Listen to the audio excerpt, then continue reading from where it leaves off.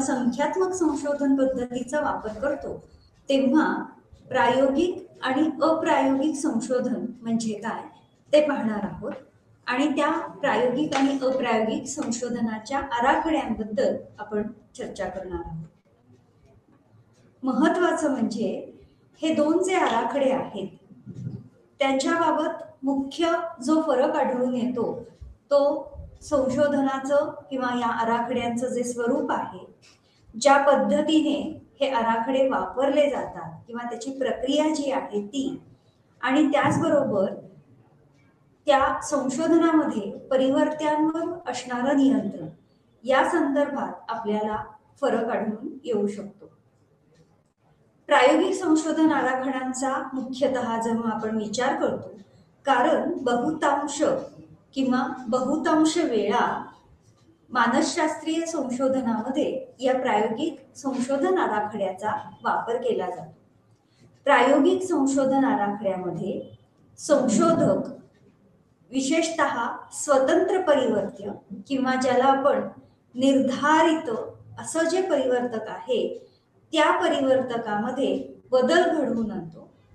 इतकंच नाही तर ज्या प्रकारचा प्रयोगाचा किंवा संशोधनाचा हेतू आहे त्या पद्धतीने त्यामध्ये घेतले जाणारे प्रयुक्त किंवा सहभागी होणाऱ्या व्यक्ती हे देखील प्रयोजक निर्धारित करत असतो. या सगळ्याचा हेतू हाच आहे की संशोधनामध्ये घेतलेल्या परिवर्त्यांमधील कार्यकारण संबंध तपासून पाहणे.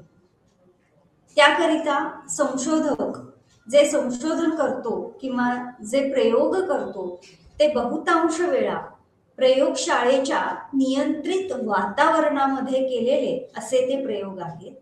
आणि त्याचबरोबरीनं जो नमुना गट निवडला जातो तो नमुना गट हा मुख्यत्वे करून दोन भागांमध्ये किंवा दोन गट आहेत. एक गट ज्याला आपण नियंत्रित गट असं म्हणतो आणि दुसरा गट किंवा दुसरा समूह ज्याला आपण प्रायोगिक गट असं म्हणत असतो. हा जो नियंत्रित गट आहे या नियंत्रित गटासाठी विशिष्ट परिवर्तके ही पुरविली जातात किंवा विशिष्ट परिवर्तक ही उपस्थित असतात. प्रायोगिक गटाच्या बाबतीमध्ये परिवर्तक ही उपस्थित असतात, परिवर्तक ही पुरविली जातात आणि त्यांच्या तुलनेसाठी म्हणजे विशिष्ट परिवर्तकांच्या अनुपस्थितीमध्ये निश्चितपणे काय फलित मिळत आहेत हे तपासण्यासाठी जो समूह घेतलेला आहे तो समूह म्हणजेच नियंत्रित समूह किंवा नियंत्रित गट. त्यामुळे अशा स्वरूपामधल्या तुलनात्मक असा समूह उपलब्ध असल्यामुळे विशेषतः हे जे प्रायोगिक संशोधन आहे किंवा प्रायोगिक प्रयोगशाळेमध्ये केली जाणारी जी फलितं आहेत त्या फलितांच्या बाबतीमध्ये उच्च प्रमाणामध्ये नियंत्रण तसंच विश्वसनीयता देखील आपल्याला दिसून येते. म्हणजेच या ठिकाणी संशोधन करत असताना जेव्हा प्रायोगिक आराखडा वापरला जातो तेव्हा संशोधकाला हे माहीत असणं आवश्यक आहे की जे स्वतंत्र परिवर्त्य आहे किंवा जे निर्धारित करणारी अशी परिवर्तके आहेत अशा कोणत्या परिवर्तकामध्ये संशोधक परिवर्तन किंवा बदल घडवून आणू शकतो ज्यामुळे त्या बदलाचा परिणाम अवलंबी किंवा परतंत्र परिवर्त्यांवर अभ्यासता येईल. उदाहरणार्थ काही परिवर्तक किंवा काही परिवर्तकांवर प्रयोजकाचं नियंत्रण हे निश्चितच असतं. उदाहरणार्थ पहा की व्यक्तीचं निर्वर्तन ही निर्वर्तनाच्या परिस्थितीमध्ये असणारी प्रकाश योजना किंवा तिथे आजूबाजूला असणारा गोंगाट यावरून निर्धारित होत आहे का किंवा यामुळे हे जे निर्वर्तन आहे त्यावर काही परिणाम होत आहे का. आणि म्हणून जेव्हा आपण परिवर्तक हा शब्द वापरतो तेव्हा आजूबाजूला असणारा गोंगाट किंवा विशिष्ट प्रकाश ही स्वतंत्र किंवा निर्धारक परिवर्तक आहेत. आणि त्यावर अवलंबून जे आहे ते म्हणजे परतंत्र परिवर्तक. आणि म्हणून इथे परतंत्र परिवर्तक असणार आहे प्रयुक्तांचा किंवा तिथे अभ्यासासाठी घेतलेल्या गटाचं निर्वर्तन.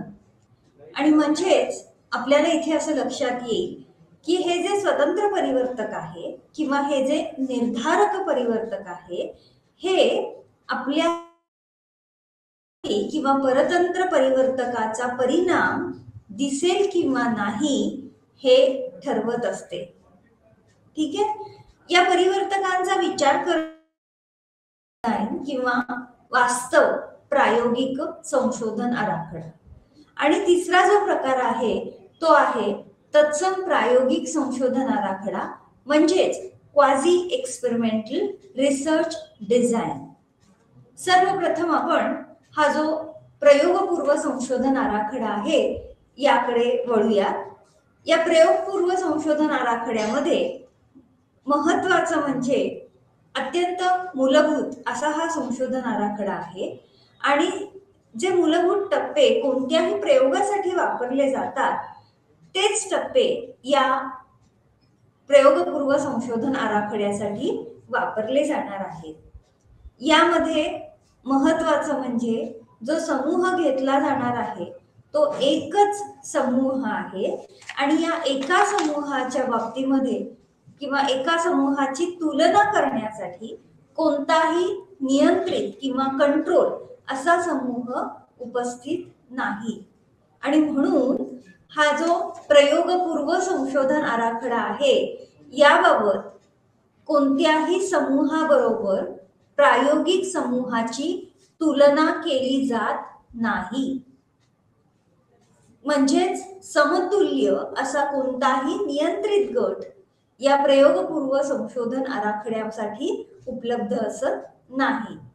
परिणामतः जे समूह हे प्रयोगासाठी घेतलेला आहे किंवा ज्या समूहावर प्रयोग केला जात आहे त्याच समूहाबाबत विशिष्ट परिवर्त्यांच्या संदर्भात कार्यकारण संबंध हे अभ्यासले जातात. आणि म्हणून समूहांची किंवा प्रयुक्तांची संख्या अधिक नसल्यामुळे हा जो आराखडा आहे हा तुलनेने खर्चिक ठरत नाही किंवा तुलनेने फायदेशीरच आहे. पहा, कारण जो काही प्रयोग करायचा आहे किंवा जो काही उपचार पुरवायचा आहे तो फक्त एकाच म्हणजेच प्रायोगिक गटावर पुरविला जातो.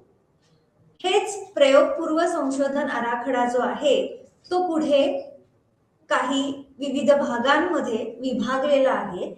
त्याच्यातला पहिला जो प्रकार आहे तो पहिला प्रकार म्हणजे एकदृश्य व्यक्ती इतिहास.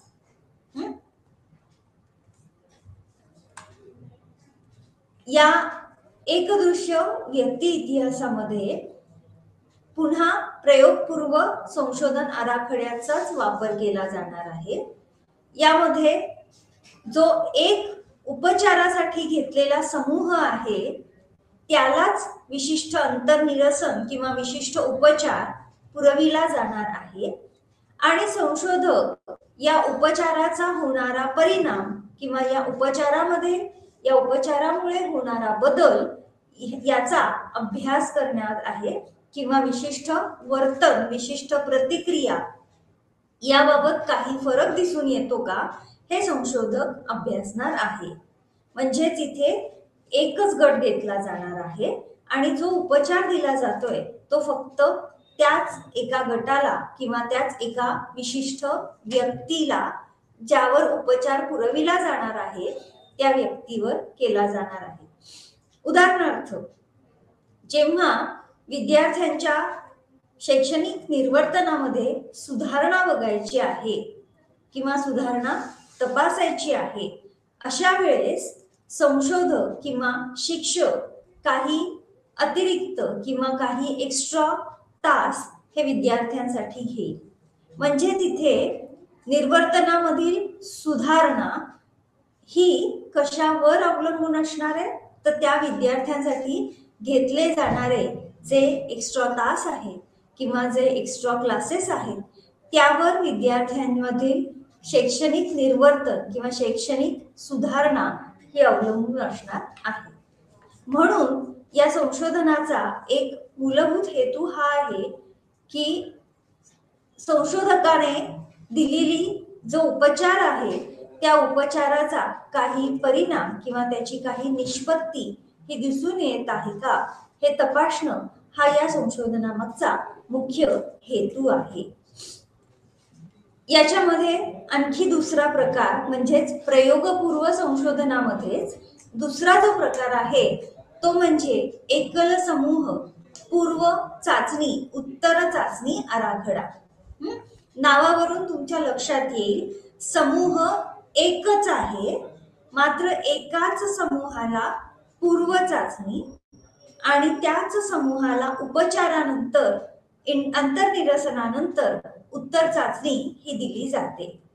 या प्रकारच्या संशोधन आराखड्यामध्ये विशिष्ट परिस्थिती त्या समूहाला उपलब्ध करून देण्यापूर्वी आणि ती परिस्थिती किंवा तो उपचार उपलब्ध करून दिल्यानंतर त्या समूहाच्या निर्वर्तनाची किंवा विशिष्ट वर्तनाची तुलना केली जाते. त्यामुळे ही जी पद्धती आहे या पद्धतीला अंतर्निरसनात्मक आराखडा असं देखील म्हणता येऊ शकतं, ज्यामध्ये जो उपचार दिला जातो तो उपचार अंतर्निरसन किंवा इंटरव्हेन्शनच्या स्वरूपामध्ये काम करतो. पहा, इथे एक उदाहरण दिलेलं आहे. या उदाहरणामध्ये विद्यार्थ्यांमध्ये किंवा बालकांचा जो समूह आहे त्यांच्यामध्ये असणारं अनपेक्षित किंवा नकारात्मक अशा स्वरूपातलं जे वर्तन आहे त्या वर्तनामध्ये अपेक्षित असा बदल घडवून आणायचा आहे. आणि त्यामुळे हे जे नकारात्मक वर्तन आहे त्या समूहाचं नकारात्मक वर्तन हे म्हणजे सुरुवातीला जेव्हा मापन केलं जाणार आहे तेव्हा पूर्व चाचणी म्हणजेच अंतर्निरसन देण्यापूर्वी जे वर्तन किंवा ज्या समूहाच्या वर्तनाचं निरीक्षण केलं जाणार आहे ती म्हणजे पूर्व चाचणी. त्यानंतर त्याच समूहाला एखादा उपचार किंवा अंतर्निरसन वर्तन तंत्र किंवा उपचार थेरपी ही दिली जाणार आहे आणि त्याच्यानंतर पुन्हा अंतर्निरसनानंतर या समूहाचं वर्तन हे अभ्यासलं जाणार आहे. जर त्या समूहाच्या वर्तनामध्ये लक्षणीय फरक आढळून आला किंवा अंतर्निरसन पश्चात किंवा उत्तर चाचणीमध्ये काही प्राप्तांकामध्ये फरक दिसून आला तर याचा अर्थ असा की ही जे बालक आहेत यांना अंतर्निरसनाचा फायदा झाला आहे आणि त्यांच्यामध्ये अपेक्षित वर्तनातील बदल हे दिसून आलेले आहेत. या संशोधन आराखड्याचे काही महत्वाचे काही मूलभूत असे गुणधर्म आहेत. पहा की इथे जेव्हा आपण एकच समूह घेतो तेव्हा मापन करत असताना किंवा विशिष्ट वर्तनापूर्वी विशिष्ट अंतर्निरसन पुरविण्यापूर्वी आणि अंतर्निरसन पुरविण्यानंतर ज्या समूहांची तुलना केली जाणार आहे तो एकच समूह असणार आहे. आणि दुसरं म्हणजे जे स्वतंत्र परिवर्त्य आहे त्या परिवर्त्याचं मापन देखील एकरेषीयच होणार आहे. आणि म्हणून आपल्याला या संशोधन आराखड्याच्या माध्यमातून आपण जो उपचार पुरवत आहोत किंवा जे अंतर्निरसन आहे त्या अंतर्निरसनाचा प्रभाव हा आपल्याला पूर्व चाचणीमधील प्राप्तांक आणि उत्तर चाचणीमधील प्राप्तांक यांची तुलना करून आपलं जे स्वतंत्र परिवर्त्य आहे त्या स्वतंत्र परिवर्त्याचा परिणाम हा आपल्याला तपासता येऊ शकतो किंवा अभ्यासता येऊ शकतो. याच्यानंतर याच्यामध्ये जे सहभागी होणाऱ्या व्यक्ती आहेत त्यांचे 2 समूह आहेत. त्याच्यामधला एक जो समूह आहे त्याला उपचार किंवा अंतर्निरसन पुरविलं जातं आणि दुसरा जो समूह आहे त्याला कोणत्याही स्वरूपातला उपचार किंवा कोणत्याही स्वरूपातली ट्रीटमेंट, अंतर्निरसन हे पुरवलं जात नाही. अंतर्निरसन केल्यानंतर दोन्ही समूहांच्या बाबतीमध्ये जे अंतर्निरसनानंतर म्हणजे पुन्हा जी चाचणी घेतली जाणार आहे, जे प्राप्तांक पाहिले जाणार आहेत, ते दोन्ही समूहांचे पाहिले जातील. चाचणी पश्चात प्राप्तांक पाहिले जातील आणि दोन्ही गटांच्या प्राप्तांकाची तुलना केली जाईल. दोन्हीही समूहांच्या प्राप्तांकाची तुलना ही केली जाईल. त्यामुळे इथे जर दोन समूहांमधील प्राप्तांकामध्ये जर आपल्याला फरक आढळून आला तर आपण असं म्हणू शकतो की दोन समूहांबाबत उपचारामुळे हा जो फरक आहे, अंतर्निरसनामुळे हा जो फरक आहे हा दिसून येत आहे. जेव्हा आपण विशिष्ट पद्धतीने प्रयोग करतो किंवा प्रत्यक्षामध्ये प्रायोगिक संशोधन आराखड्याचा वापर करतो तेव्हा प्रायोगिक संशोधन आराखड्याच्या बाबतीमध्ये काही महत्वाच्या गोष्टी किंवा महत्वपूर्ण घटक या ठिकाणी नोंदवणं आवश्यक ठरतं. जेव्हा वास्तविक प्रायोगिक संशोधन आराखडा वापरला जातो तेव्हा संशोधनाच्या सुरुवातीला संशोधक हा संख्याशास्त्रीय विश्लेषण किंवा संख्याशास्त्राच्या आधारे, सांख्यिकीच्या आधारे अभ्युपगम, सिद्धांत कल्पना, परिकल्पना किंवा हायपोथेसिस मांडतो. आणि त्यामुळे जो प्रायोगिक संशोधन आहे तो आराखडा आपल्याला कार्यकारण संबंध, विशिष्ट समूहाअंतर्गत आणि समूहांमध्ये अशा स्वरूपातील कार्यकारण संबंध प्रस्थापित करण्यासाठी कारणीभूत ठरतो किंवा कार्यकारण संबंध हा आपल्याला त्या ठिकाणी दिसून येतो. परिणामतः जेव्हा आपण एखादा वास्तव प्रायोगिक संशोधन आराखडा म्हणजेच ट्रू एक्सपेरिमेंटल रिसर्च डिझाईनचा वापर करतो तेव्हा काही मूलभूत गोष्टी या त्या ठिकाणी लक्षात घेण्याची आवश्यकता आहे. महत्वाचं म्हणजे जेव्हा अशा स्वरूपातला प्रायोगिक संशोधन आराखडा वापरला जातो तेव्हा प्रायोगिक गट आणि तुलनेसाठी घेतलेला नियंत्रित गट यामध्ये सहभागी झालेले जे प्रयुक्त आहेत ते समान असण्याची आवश्यकता आहे. म्हणजेच महत्वाचा नियम हा आहे की प्रायोगिक समूह आणि नियंत्रित समूह, ज्या बाबतीमध्ये विशेषतः प्रायोगिक समूह म्हणजे असा समूह की ज्याच्या बाबतीमध्ये आपण सहभागी झालेल्या प्रयुक्तांना काही उपचार पुरवत असतो किंवा काही चाचणी देत असतो, पण नियंत्रित समूहाला मात्र अशा कोणत्याही पद्धतीचा उपचार, अंतर्निरसन याचा वापर केला जात नाही. त्यामुळे जेव्हा एखादा वास्तव प्रायोगिक संशोधन आराखडा वापरला जातो तेव्हा तिथे प्रत्यक्षामध्ये नियंत्रित आणि प्रायोगिक असे दोन समूह घेण्याची आवश्यकता असते.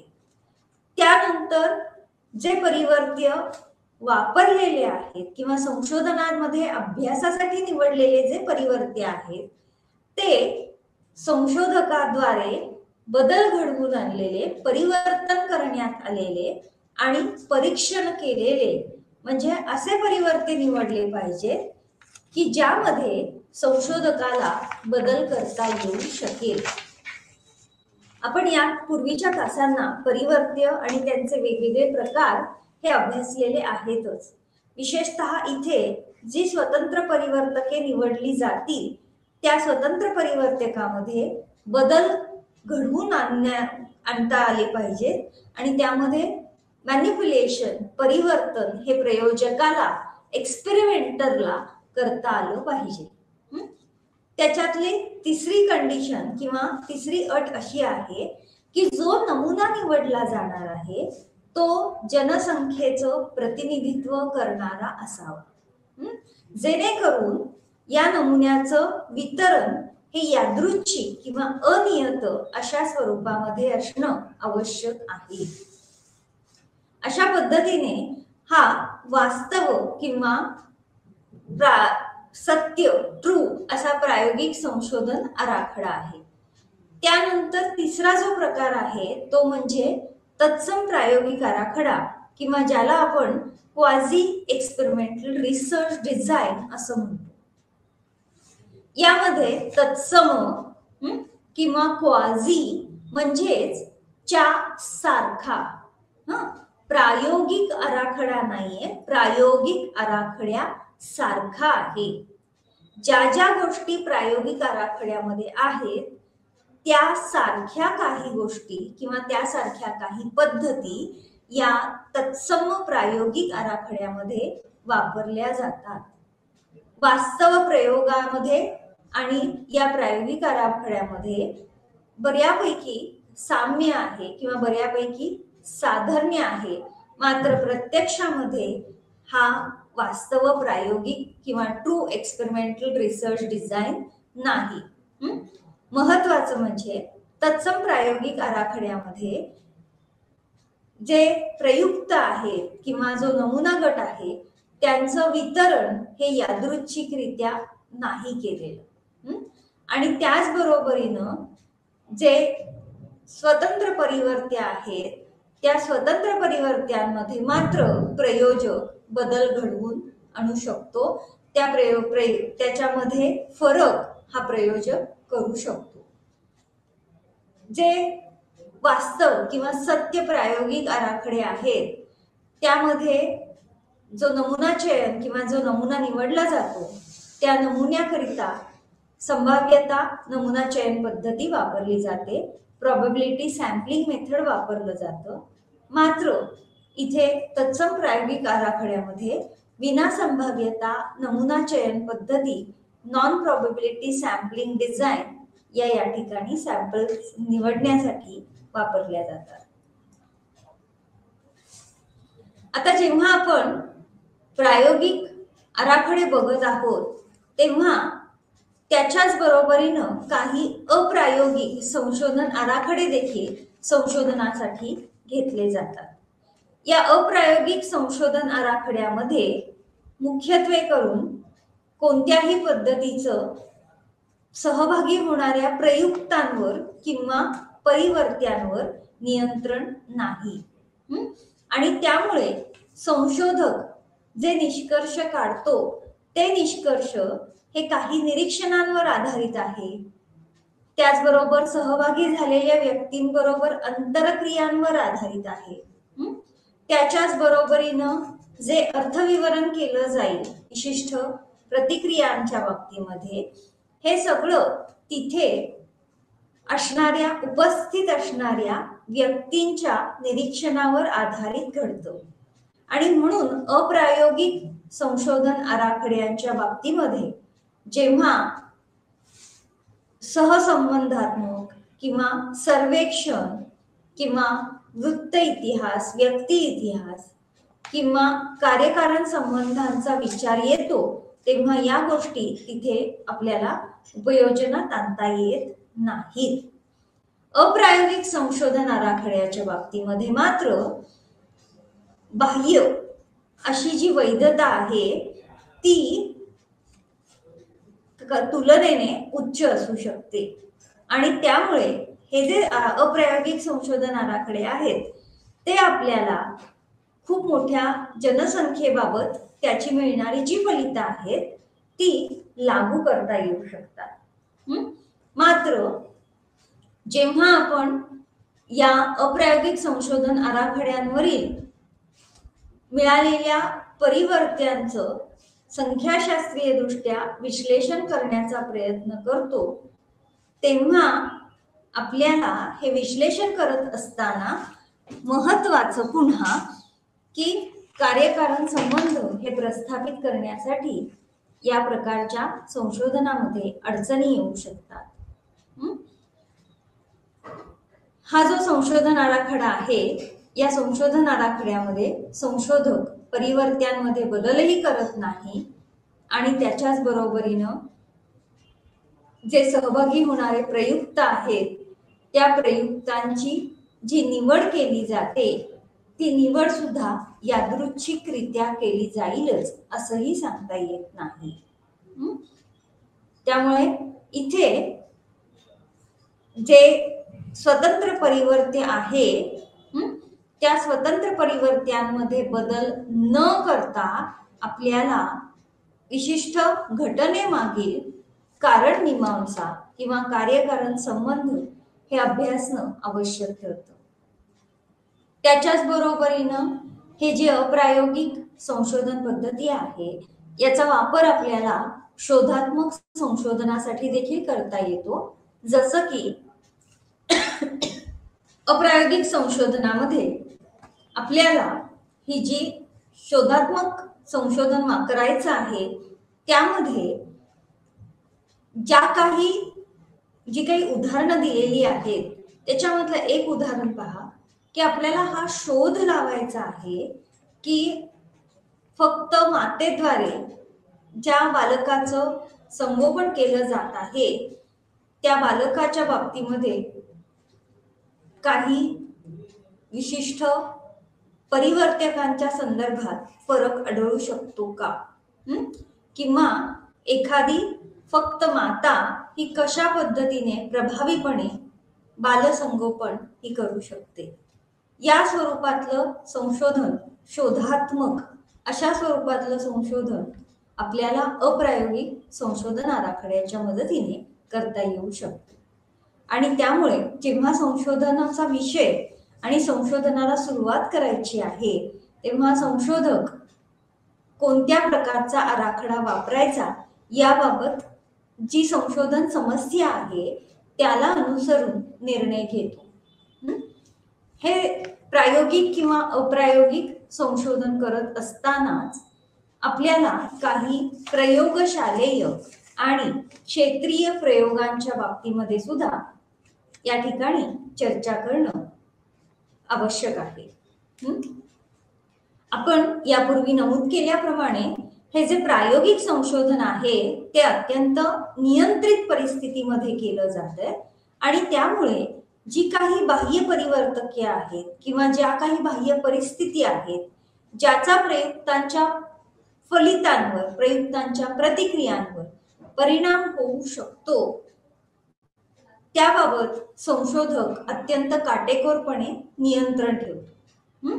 आणि त्यामुळे एकतर जो प्रयोग केला जातो तो अत्यंत बंदिस्त प्रयोगशाळेच्या वातावरणामध्ये केला जातो किंवा काही प्रयोग हे प्रत्यक्षामध्ये विशिष्ट ठिकाणी जाऊन केले जातात आणि मग तिथे जी परिस्थिती उपलब्ध असते ती अत्यंत नैसर्गिक अशी परिस्थिती उपलब्ध असते. त्यामुळे हे प्रयोग करत असताना आपल्याला प्रयोगशालेय प्रयोग आणि क्षेत्रीय प्रयोग या दोन्ही प्रयोगांचा इथे अभ्यास करणं गरजेचं आहे. जेव्हा आपण प्रयोगशालेय प्रयोगांचा विचार करतो तेव्हा हे प्रयोग मुख्यत्वे करून प्रयोगशाळेच्या वातावरणामध्ये केले जातात जिथे आपल्याला अत्यंत अचूक असं मापन करणं शक्य होतं. यामध्ये असणारे जे संशोधक आहेत किंवा जे प्रयोजक आहेत त्यांचं बाह्य परिवर्त्यांवर किंवा इतर अवांतर परिवर्त्यांवर योग्य प्रमाणामध्ये नियंत्रण असतं आणि त्यामुळे हे जे प्रयोजक आहेत ते स्वतंत्र परिवर्त्यांमध्ये बदल घडवून आणू शकतात. त्याचबरोबरीनं म्हणजेच ते मॅनिप्युलेट सुद्धा करू शकतात. आणि म्हणून प्रयोगशालेय पद्धतीमध्ये किंवा प्रयोगशालेय प्रयोगांबाबत अत्यंत प्रमाणित अशा पद्धतीचा अवलंब केला जातो. त्याचबरोबरीनं जे प्रयुक्त आहेत त्या प्रयुक्तांची नेमणूक किंवा त्या प्रयुक्तांची निवड ही देखील अनियत, यादृच्छिक किंवा रँडम पद्धतीने केली जाते. प्रयोगशालेय प्रयोगामध्ये याच स्वरूपातला एक मिलग्रॅमचा प्रयोग जो आज्ञापालनाच्या संदर्भात आहे त्याचा उल्लेख करावा लागेल. अत्यंत चांगला अशा स्वरूपातला प्रयोगशाळेत नियंत्रित परिस्थितीमध्ये केला जाणारा मानसशास्त्रीय संशोधन म्हणून या प्रयोगाचा उल्लेख केला जातो.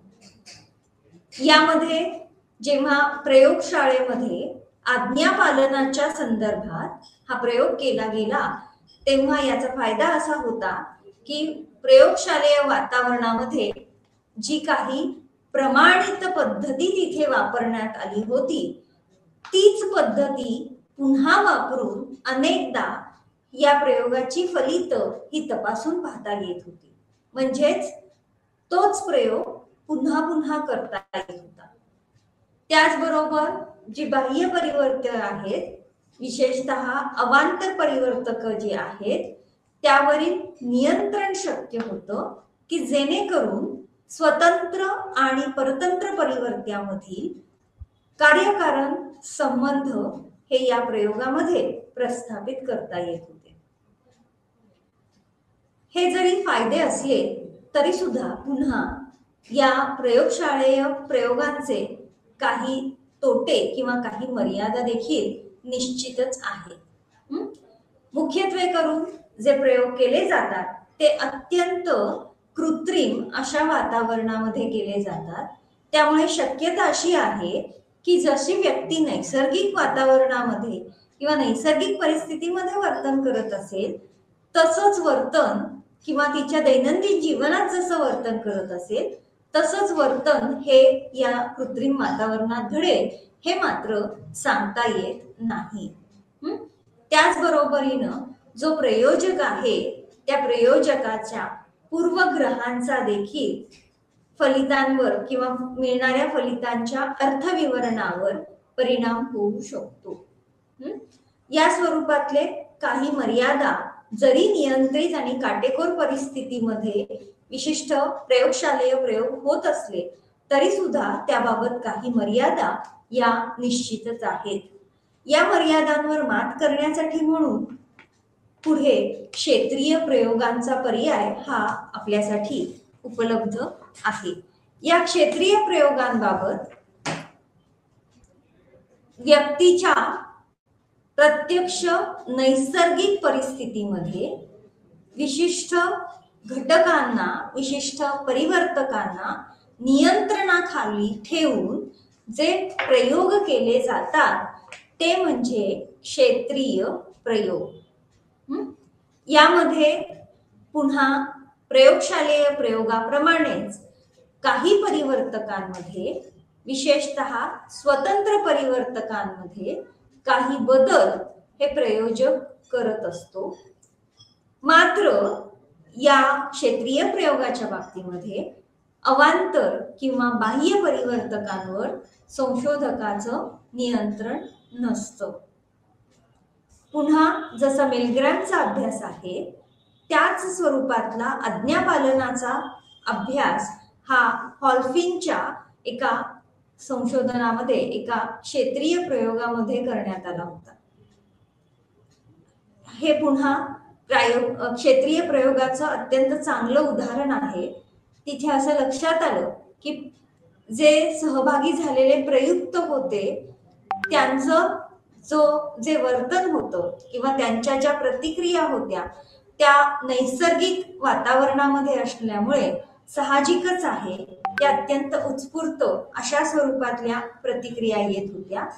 आणि त्यामुळे इथे असंही लक्षात आलं की या प्रयोगाची परिस्थितीजन्य वैधता ही अधिक होती.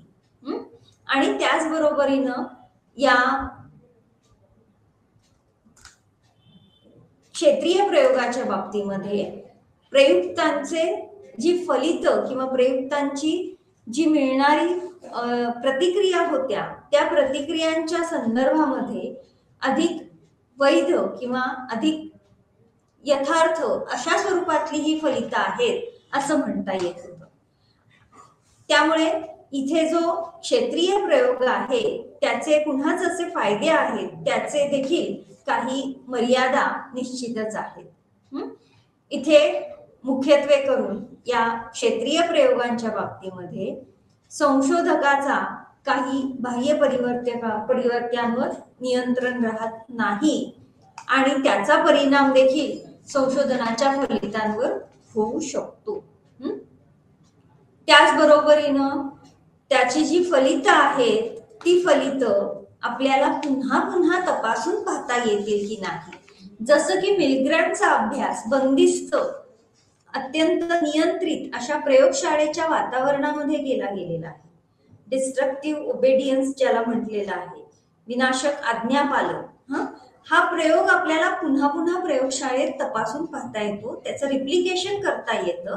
मात्र हा जो क्षेत्रीय प्रयोग आहे हॉर्फिंगचा, त्याचं रिप्लिकेशन मात्र पुन्हा करता येईलच हे सांगणं काहीसं अवघड आहे. या प्रयोगशालेय आणि क्षेत्रीय प्रयोगाला जोडूनच आणखी एक महत्वाचा प्रकार वापरात आहे आणि तो म्हणजे किंवा एक महत्वाच्या प्रकाराने आपल्याला क्षेत्रीय प्रयोग करता येऊ शकतात आणि तो आहे क्षेत्रीय अभ्यास.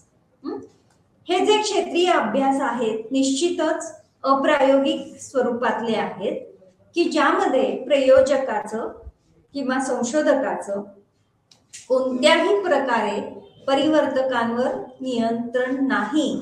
जसं आहे तसं नैसर्गिक परिस्थितीमध्ये या ठिकाणी अभ्यास केले जातात, संशोधन केलं जातं. परंतु जो काही प्रदत्त संकलन केलं जाऊ शकेल ते अत्यंत मोठ्या अशा नमुना गटावर केलं जाऊ शकतं. जसं की प्रत्यक्षामध्ये मुलाखत घेणे किंवा निरीक्षण करणे यासारख्या तंत्रांच्या माध्यमातून खूप मोठ्या प्रमाणावर आपल्याला प्रदत्त संकलन करता येऊ शकतो. यामध्ये जो प्रदत्त गोळा केलेला आहे तो विशिष्ट समस्या किंवा विशिष्ट घटक याला अनुसरून आहे. हे संशोधन करत असताना जे संशोधक आहेत ते अत्यंत काळजीपूर्वक संशोधन प्रक्रिया ही कशा पद्धतीने राबवायची यासाठी नियोजन करतात. त्याच्याच बरोबरीनं गोळा केलेला जो प्रदत्त आहे तो अचूक आहे याची खात्री करतात, त्याच्या वैधतेची तपासणी करतात आणि त्यामुळे इथे जेव्हा आपण काही प्रदत्त संकलित करत असतो तेव्हा ते प्रदत्त संकलन विशिष्ट समस्या किंवा विशिष्ट घटनेला अनुसरून संकलन केलं जातं. या ठिकाणी जेव्हा आपण क्षेत्रीय अभ्यास करतो तेव्हा आपल्याला परिवर्त्यांमध्ये बदल घडवून आणणं मात्र शक्य नाही. जसं की आपल्याला प्रत्यक्षामध्ये क्षेत्रीय अभ्यासात उपलब्ध असणाऱ्या प्रयुक्तांच्या वयाच्या बाबतीमध्ये काही निवडीला वाव नाही. त्याच्याच बरोबरीनं जी काही स्वतंत्र परिवर्ते आहेत त्या स्वतंत्र परिवर्त्यांबाबत कोणताही बदल हा आपल्याला करता येत नाही, कारण हा क्षेत्रीय अभ्यास आहे. जसं की अवसाद कमी आहे, अवसाद जास्त आहे, डिप्रेशन यासारखं परिवर्त्य जर आपण निवडलं तर त्या परिवर्त्यांबाबत कुठल्याही पद्धतीने मॅनिप्युलेशन आपल्याला करता येणार नाही. त्यामुळे या क्षेत्रीय अभ्यासाच्या सुद्धा काही मर्यादा आहेत. तसंच आपण जो संशोधन आराखडा इथे निवडणार आहोत तो सुद्धा आव्हानात्मक ठरू शकतो. त्याचप्रमाणे फसवणूक होण्याची किंवा काही नैतिक बाबींच्या संदर्भात देखील क्षेत्रीय अभ्यासामध्ये मर्यादा त्या ठिकाणी येतात.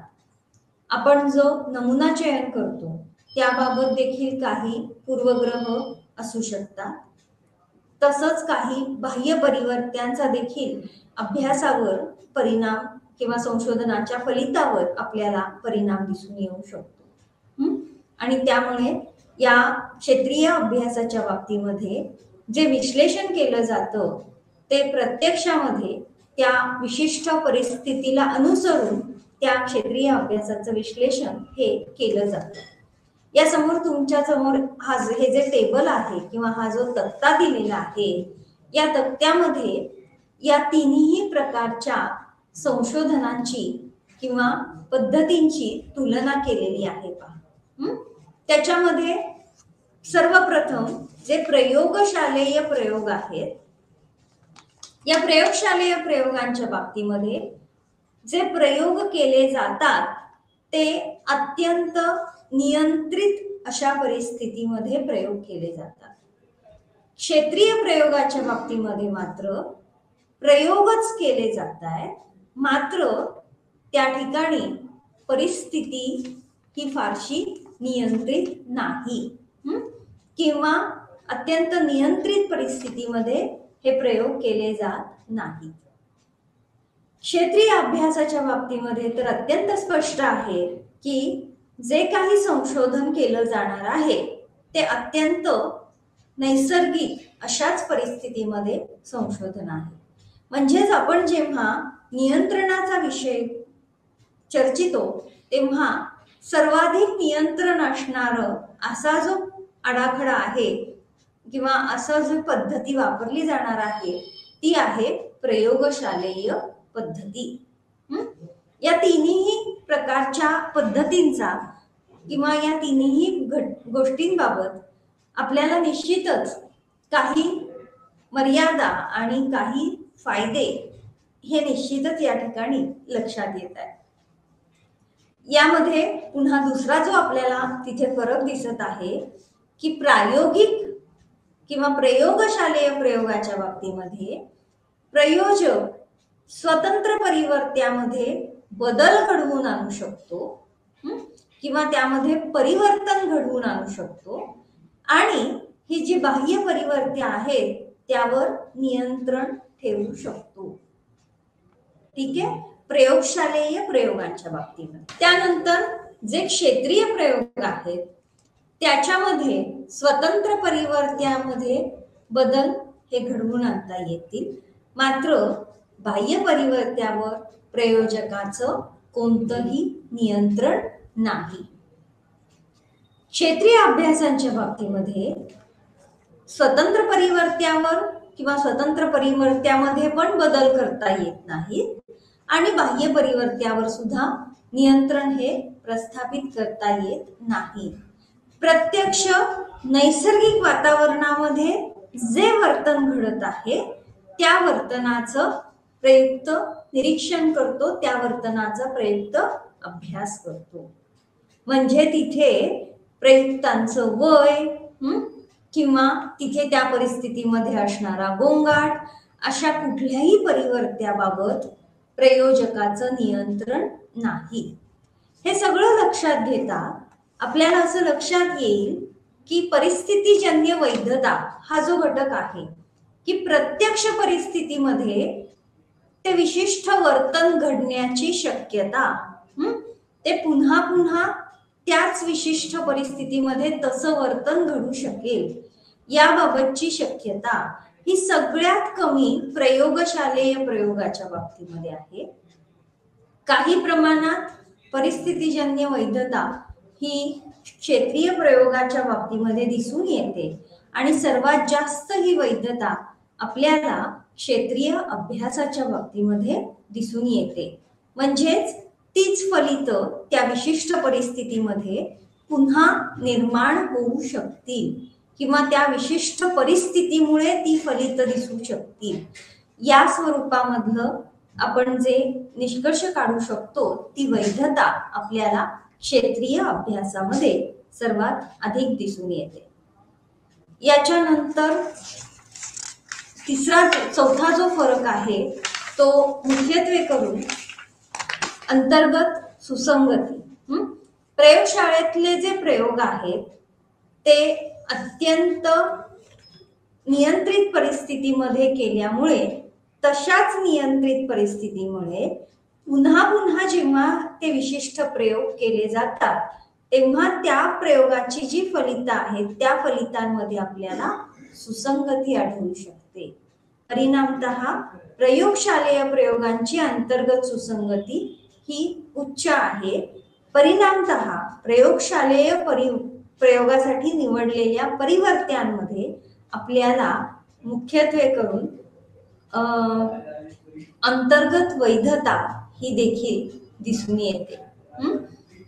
पुन्हा क्षेत्रीय प्रयोगाच्या बाबतीमध्ये ज्या पद्धतीचं नियंत्रण आहे, परिवर्त्यांवर असणारं जे नियंत्रण आहे, त्या नियंत्रणावर आधारित आपल्याला उच्च सुसंगता, अंतर्गत सुसंगती हे दिसून येऊ शकते. आणि त्याच्याच बरोबरीनं आपण काही कारणात्मक घटकांबाबत अंदाज देखील बांधू शकतो. क्षेत्रीय अभ्यासाच्या संदर्भात मात्र काही विशिष्ट कारणात्मक परिस्थिती या आपल्याला अचूकपणे निर्धारित करता येत नाहीत आणि त्यामुळे या क्षेत्रीय अभ्यासाची अंतर्गत सुसंगती ही काहीशी निम्न असण्याची शक्यता असते. या सगळ्यांचा विचार केल्यानंतर जेव्हा आपण प्रयोगशालेय प्रयोग, क्षेत्रीय प्रयोग आणि क्षेत्रीय अभ्यास यांचा मिळणाऱ्या फलितांचं सामान्य जनसंख्येला उपयोजन किती प्रमाणात करता येईल याचा जेव्हा विचार करतो, तेव्हा पुन्हा अत्यंत नियंत्रित परिस्थितीमध्ये केले जाणारे जे प्रयोगशालेय प्रयोग आहेत त्यांचा विचार करता सामान्यीकरण किंवा जनरलायझेशनच्या बाबतीमध्ये निश्चितच मर्यादा येतात. क्षेत्रीय प्रयोगांच्या बाबतीमध्ये मात्र ज्या जनसंख्येवर आपण विशिष्ट प्रयोग करत आहोत त्या जनसंख्येबाबत आपल्याला फलितांचं सामान्यीकरण हे करता येऊ शकतं. मात्र क्षेत्रीय अभ्यासांच्या बाबतीमध्ये आपल्याला सामान्यीकरणाच्या बाबतीत खूप मोठ्या प्रमाणावर सामान्यीकरण करता येतं, कारण वास्तविक पाहता प्रत्यक्ष परिस्थितीमध्ये तो अभ्यास हा केला जात आहे आणि परिणामतः जरी एखाद्या लहान नमुन्यावर तो अभ्यास घेतलेला असला तरी देखील विशिष्ट जनसंख्येबाबत, पॉप्युलेशन बाबत, खूप मोठ्या जनसंख्येबाबत त्याचं आपल्याला सामान्यीकरण हे करता येऊ शकतं. या सगळ्या प्रयोगशालेय आणि अप्रायोगिक संशोधनांचा विचार केल्यानंतर आपण पुढे जेव्हा जातो ते म्हणजे घटनोत्तर किंवा घटना घडून गेल्यानंतर विशिष्ट त्या घटनांची कारण मीमांसा शोधण्यासाठी जो अभ्यास केला जातो त्या संदर्भात असणारे आराखडे, ज्याला x post facto research design म्हणजेच घटनोत्तर संशोधन आराखडा असं म्हटलं जातं. यामध्ये या घटनोत्तर संशोधन आराखड्यांमध्ये जी संशोधनं केली जातात त्या संशोधनामध्ये घटना ऑलरेडी घडून गेलेली आहे, मात्र त्या घटनेमागील कारणांचा शोध घेण्यासाठी म्हणून ते विशिष्ट संशोधन हे केलं जातं. हे जे x post facto research design आहे किंवा घटनोत्तर संशोधन आहे यालाच आफ्टर द फॅक्ट रिसर्च म्हणजे वास्तव परिस्थिती निर्माण झाल्यानंतर केलं जाणारं संशोधन असं देखील म्हटलं जातं. या संशोधनासाठी काही तत्सम प्रायोगिक आराखडे हे लक्षात घेतले जातात, कारण मुख्यतः अशा प्रकारच्या संशोधनामध्ये निवडलेले जे प्रयुक्त आहेत किंवा सहभागी होणाऱ्या ज्या व्यक्ती आहेत त्यांची निवड आपल्याला यादृच्छिकरित्या करता येत नाही.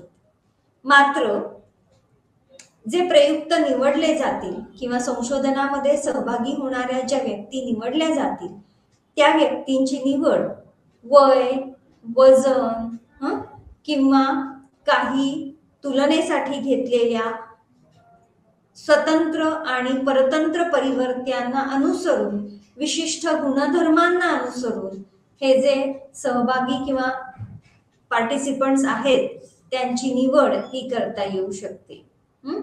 पुन्हा हा वास्तव सत्य असा प्रयोग नाहीये, तरी सुद्धा आपल्याला विशिष्ट घटकांचा घटना घडून गेल्यानंतर कारण शोधण्यासाठी जो अभ्यास करायचा आहे त्याकरिता हा संशोधन आराखडा वापरला जातो। आणि याच्यामध्ये आपल्याला यादृच्छिक पद्धतीने कोणत्याही पद्धतीने जो उपचार दिला जाणार आहे किंवा जो नमुना निवडला जाणार आहे तो अनियत किंवा यादृच्छिक पद्धतीने निवडता येत नाही, रॅन्डम सिलेक्शन नाही। उदाहरणार्थ, एखाद्या संशोधकाला व्यक्तीच्या उंचीचा तिच्या स्व आदराशी काही संबंध आहे का हे तपासून पाहायचं आहे। उदाहरणार्थ, प्रौढांमधील स्व आदर आणि त्यांची शारीरिक उंची यामध्ये काही संबंध आहे का हे अभ्यासण्यात संशोधकाला अभिरुची आहे। मग संशोधक काय करतो तर जे प्रयुक्त घेतलेले आहेत त्यांचं आधी मध्यम, कमी आणि जास्त उंची या प्रकारामध्ये 3 समूह करेल आणि या तिघांच्या बाबतीमधला स्व आदराच्या पातळीचं मापन करेल।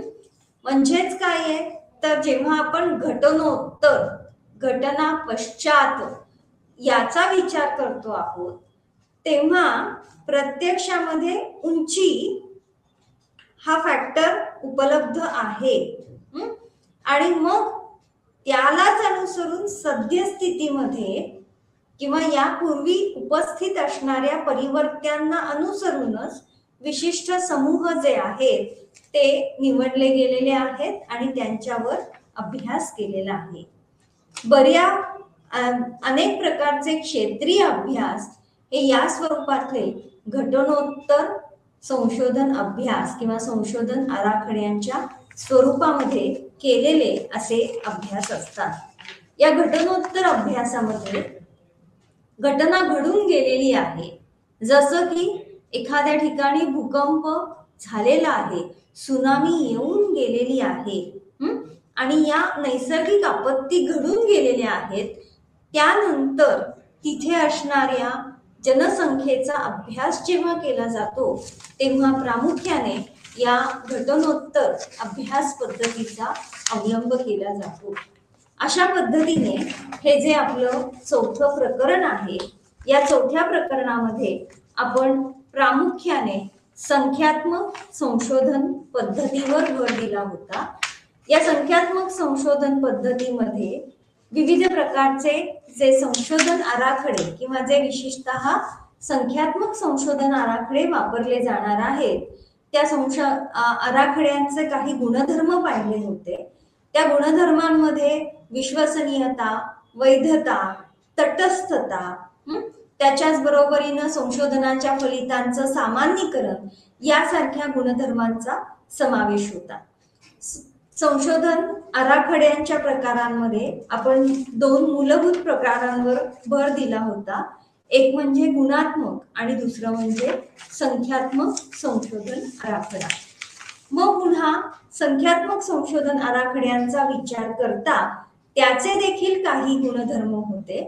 त्या गुणधर्मांमध्ये संशोधन समस्या, संशोधनासाठी निवडलेला नमुना, त्याचं प्रातिनिधिक स्वरूप, त्याच्या बरोबरीनं विशिष्ट पद्धतीच्या परिवर्त्यांची हाताळणी, त्याचप्रमाणे आपण प्रदत्त संकलन, माहिती संकलन कशा पद्धतीने करू शकतो, मिळालेल्या माहितीचं किंवा प्रदत्ताच्या बाबतीमध्ये जे संशोधन केलं जाणार आहे त्या संशोधनाची विश्वसनीयता, वैधता आणि त्या संशोधनाची फलित जनसंख्येला किती प्रमाणामध्ये लागू होतात हे काही गुणधर्म संख्यात्मक संशोधनाच्या बाबतीमध्ये आपण चर्चिले होते।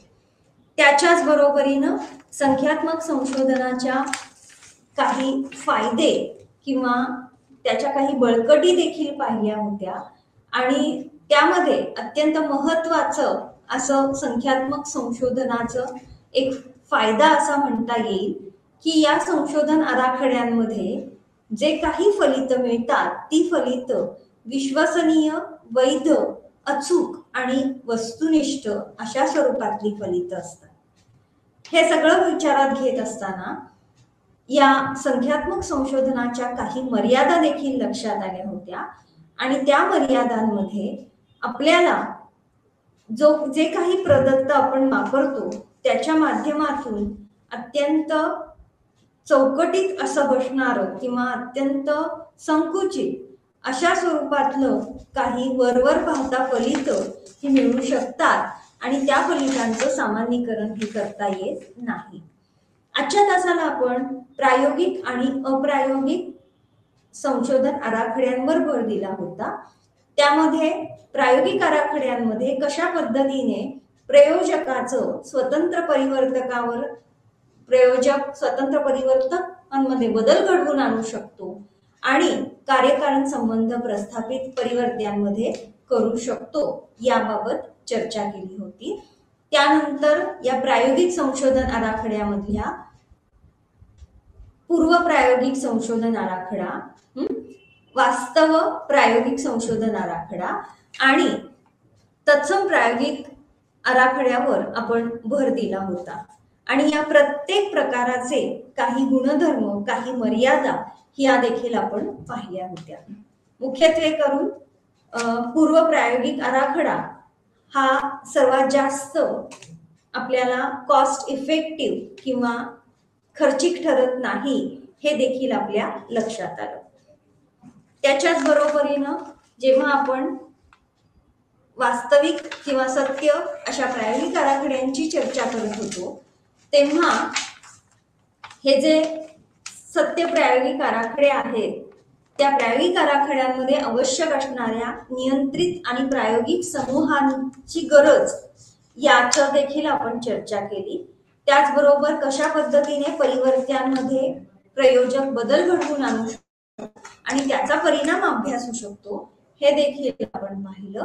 आणि महत्वाचं म्हणजे या प्रायोगिक आराखड्यांच्या बाबतीमध्ये घेतला गेलेला नमुना गट हा जनसंख्येचं प्रतिनिधित्व करणारा असावा आणि त्यामुळे तिथे संभाव्यता नमुना चयन पद्धतीचा अवलंब करणे आवश्यक ठरतं. त्याच्याच बरोबरीनं आपण काही तत्सम प्रायोगिक आराखड्यांबद्दल सुद्धा चर्चा केली. तत्सम, क्वाझी या शब्दाचा अर्थ देखील आपण पाहिला आणि सगळ्यात शेवटी अप्रायोगिक संशोधन आराखड्यांबाबत देखील चर्चा केली.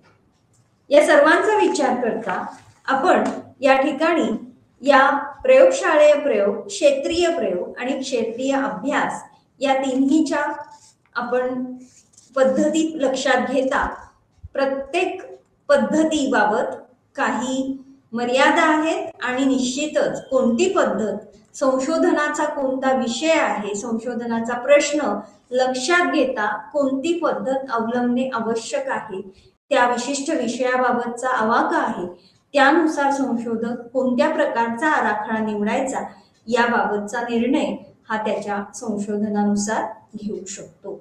अशा पद्धतीने हे जे चौथं प्रकरण आहे आपल्या ब्लॉक 2 मधलं प्रकरण चौथं त्याच्यातलं क्वांटिटेटिव्ह रिसर्च मेथड्स संख्यात्मक संशोधन पद्धती हा भाग आजच्या तासाला आपला पूर्ण होत आहे.